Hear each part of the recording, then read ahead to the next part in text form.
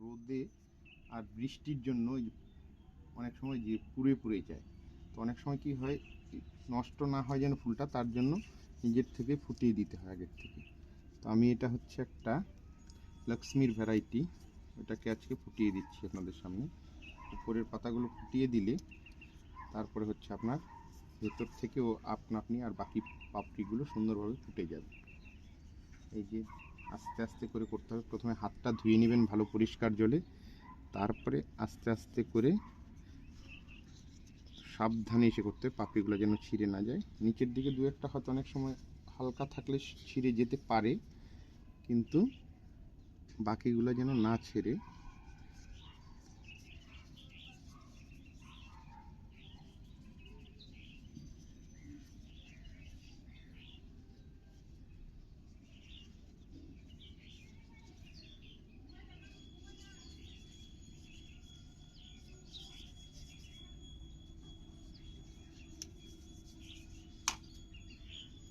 এই যে আমি এটা নিচের দিকের পাপড়িগুলো একটু পুড়ে যাচ্ছিল, কারণ এখানে কয়েকদিন থেকে বৃষ্টি আর রোদ, প্রচণ্ড রোদের জন্য এরকম হচ্ছিল। এই দেখুন এখন আস্তে আস্তে এরকম করে দেবেন, এইভাবে দুই হাত দিয়ে ধরে এরকম করে খুলে দিতে হবে।